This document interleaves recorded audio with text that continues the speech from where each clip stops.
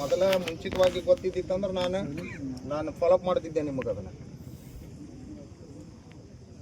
ಈಗ ಹೇಳ್ರಿ, ತಾವು ಏನು ಹೇಳ್ತೀರಿ? ಮಾನ್ಯ ಎ ಸಿ ಸಾಹೇಬ್ರೆ, ತಾವು ಮಾನ್ಯ ಜಿಲ್ಲಾಧಿಕಾರಿಗಳು ಈ ರೀತಿ ಹೇಳ್ಯಾರ, ನಮ್ಗೆ ಏನು ನಿಮ್ಮಿಂದ ಜಿಲ್ಲಾ ಆಡಳಿತ ಅಂದ್ರೆ ನಮ್ಗೆ ಏನು ಸಪೋರ್ಟ್ ಮಾಡೋಕ್ಕಾಕತಿ ಅನ್ನೋದನ್ನು ಹೇಳ್ರಿ ನಮ್ಗೆ. ವರ್ಕೇರಿ ಸಾಹೇಬ್ರ, ನಾವು ಹೇಳಿದ್ದಕ್ಕೆ ನೀವು ಏನು ಮಾಡ್ತೀರಿ ಅನ್ನೋದನ್ನು ನೀವು ನಮ್ಗೆ ಸ್ವಲ್ಪ ಹೇಳ್ರಿ. ಆದಷ್ಟು ಬೇಗ ಇದನ್ನಕ್ಕೆ ಒಂದು ಯತಿಶ್ರೀ ಆಡೋಣಂತ್ರಿ. ಓಕೆ, ಒಂದು ವಿಷಯ ರಿಗಾರ್ಡಿಂಗ್ ಪರಿಹಾರ ತಾವೆಲ್ಲ ಕೇಳಿದ್ದೀವಿ. ಇನ್ಸಿಡೆಂಟ್ ಆಗಬಾರ್ದಾಗಿತ್ತು, ಆಗಿದೆ ಒಂದು. ಎರಡನೇದು ಪರಿಹಾರ ಕೇಳಿದ್ರಿ. ಪರಿಹಾರ ನಾವು ಸದ್ಯ ಜಿಲ್ಲಾಡಳಿತದಿಂದ ಯಾವುದೇ ಇದಿಲ್ಲ, ಪ್ರಾವಿಷನ್ ಇಲ್ಲ. ಮುಖ್ಯಮಂತ್ರಿಗಳ ವಿಶೇಷ ಅನುದಾನದಲ್ಲಿ ಸರ್ಕಾರಕ್ಕೆ ಮುಖ್ಯಮಂತ್ರಿ ವಿಶೇಷ ಅನುದಾನದಲ್ಲಿ ಇದೊಂದು ಸ್ಪೆಷಲ್ ಪ್ರಾವಿಷನ್ ಅಂತ ನಾವು ಕಳಿಸ್ಕೊಡ್ತೀವಿ. ನೀವು ನಾಳೆ ನಮ್ಗೆ ಲೆಟರ್ ಕೊಡಿ ನಮಗೆ, ಅದನ್ನು ಪ್ರಾವಿಷನ್ ಕಳಿಸ್ಕೊಡ್ತೀವಿ. ಜಿಲ್ಲಾಧಿಕಾರಿಗಳಿಂದ ಮಾತಾಡ್ಸೋಣ, ಮೇಲ್ಗಡೆ ಪ್ಲಸ್ ಮಿನಿಸ್ಟ್ರಿಂದ ನಾವು ಮಾತಾಡಿಸಿ ಎಷ್ಟು ಪಾಸಿಬಲ್ ಆಗುತ್ತೆ ಸರ್ಕಾರದಿಂದ ಮಾಡಿಸ್ಕೊಡೋಣ. ಇದು ರಿಗಾರ್ಡಿಂಗ್ ದಿ ಕಂಪೆನ್ಸೇಷನ್ ಫಾರ್ ಏನು ಪರಿಹಾರ ಮಗು ತಿಳ್ಕೊಂಡಿದ್ದೀವಿ. ಎರಡನೇದು ಹೆಲ್ತ್ ಡಿಪಾರ್ಟ್ಮೆಂಟ್ ಬಗ್ಗೆ ಕೆಲವೊಂದು ಹಾಸ್ಪಿಟಲ್ಗಳಲ್ಲಿ ಎರಡು ವಿಷಯಗಳಿರ್ತಾವೆ. ಕರ್ತವ್ಯ ನಿರ್ಲಕ್ಷ್ಯ ವಹಿಸಿದ ಸಿಬ್ಬಂದಿಗಳು ಮತ್ತು ಇದರ ಮೇಲೆ ಕ್ರಮ ಕೈಗೊಳ್ಳಿ ಅಂತೇಳಿ ಅಂಥ ಅಧಿಕಾರಿಗಳ ಮೇಲೆ ಡಿಸಿಪ್ಲಿನರಿ ಆ್ಯಕ್ಷನ್ ಸ್ಟಾರ್ಟ್ ಮಾಡ್ತೀವಿ. ಅವ್ರಿಗೆ ಇದು ಮಾಡಿ ಇಮಿಡಿಯೇಟಾಗಿ ಅವರು ಕೆಲವರು ವರ್ಗಾವಣೆ ಮಾಡಿದ್ದಾರೆ. ಒಂದು ವರ್ಗಾವಣೆ ಮಾಡಿದ್ದಕ್ಕೆ ವರ್ಗಾವಣೆಗೆ ಸೀಮಿತ ಆಗುವುದಿಲ್ಲ, ಅದು ಇಷ್ಟಿಗೆ ಎಂಡ್ ಆಗೋದಿಲ್ಲ ಅದು. ಸೊ ಅವರು ಡಿಸಿಪ್ಲಿನರಿ ಆ್ಯಕ್ಷನ್ನು ಸ್ಟಾರ್ಟ್ ಮಾಡ್ತಾ ಇದ್ದಾರೆ. ಕಂಡು ಬಂದಪ್ಪ ಅಂದ್ರೆ ಅವ್ರ ಮೇಲೆ ಸೂಕ್ತ ಕ್ರಮ ಏನೋ ಸಸ್ಪೆಂಡ್ ಆಗುತ್ತಾ, ಡಿಸ್ಮಿಸ್ ಅದಕ್ಕೆ ಕಾನೂನು ಪ್ರಕಾರ ಮಾಡ್ತಾರೆ. KCSR ರೂಲ್ಸ್ ಇದೆ ಅವ್ರಿಗೆ, ಅದ್ರ ಪ್ರಕಾರ ಕಾಂಪಿಟೆಂಟ್ ಅಥಾರಿಟಿ ಯಾರಿದ್ದಾರೆ ಅವರು ಡಿಸಿಪ್ಲಿನರಿ ಆ್ಯಕ್ಷನ್ ಸ್ಟಾರ್ಟ್ ಮಾಡ್ತಾರೆ. ಎರಡು ವಿಷಯ ಇದ್ರ ಬಗ್ಗೆ.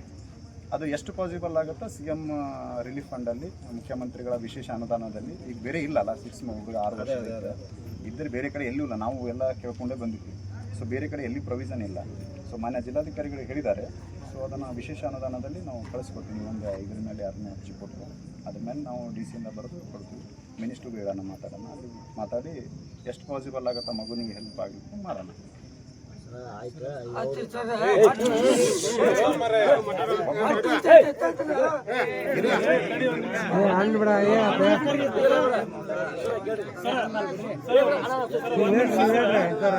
ಇನ್ನೊಂದು ಏನಾಗಿತ್ತಂದ್ರೆ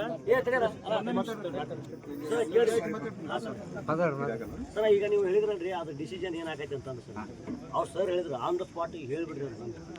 ಈಗ ವರ್ಗಾವಣೆ ಸರ್, ವರ್ಗಾವಣೆ ಅಂದ್ರೆ ಏನು ಗೊತ್ತು ಸರ್? ಇನ್ನೊಂದು ಹಾಸ್ಪಿಟಲ್ ಹೋಗಿ ಅದೇ ಕೆಲಸ ಮಾಡ್ತಾರೆ ನೋಡಿ ಸರ್. ನನಗೆ ಅವರು ವರ್ಗಾವಣೆ ನಾನು ಎಕ್ಸ್ಪೆಕ್ಟೇಷನ್ ಮಾಡ್ಕೊಂಡಿದ್ದೆ. ನಾವು ಒಪ್ಪೋಣಂಗಿಲ್ಲ, ವರ್ಗಾವಣೆಯನ್ನು ನಾನು ಒಪ್ಪೋಣಂಗಿಲ್ಲ. ಇಮಿಡಿಯೇಟ್ ಆಗಿ ಅಲ್ಲ ತಡ್ರಿ, ತಾವೇನಂದ್ರಿ ಸತ್ಯಾಸತ್ಯತೆಗಳನ್ನು ಕಂಡುಕೊಂಡು ಅದಕ್ಕೇನು KCR ಆ್ಯಕ್ಟ್ ಪ್ರಕಾರ ಮಾಡ್ತಾರ ಅಂತಂದು ತಾವಂದ್ರಿ. ಈಗ ಇದು ಒಂದು ಸಾವು ಗತಿಸಿದ ಮೇಲೆ ಇನ್ನೂ ಎಂಥ ಸತ್ಯ ಚಿತ್ರಣ ಬೇಕಂತ ನಿಮ್ಗೆ. ಈಗ ಒಂದು ಸಾವಿಗೆ ಕಾರಣೀಭೂತರಾದ್ರಿ.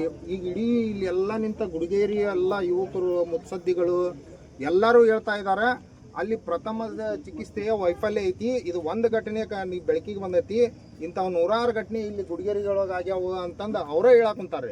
ಇದಕ್ಕಿಂತ ದೊಡ್ಡ ಸಾಕ್ಷಿ ಏನು ಬೇಕು ನಿಮ್ಗೆ ಕ್ರಮ ಕೈಗೊಳ್ಳಲಿಕ್ಕೆ KCRಗೆ? ಹೌದೇ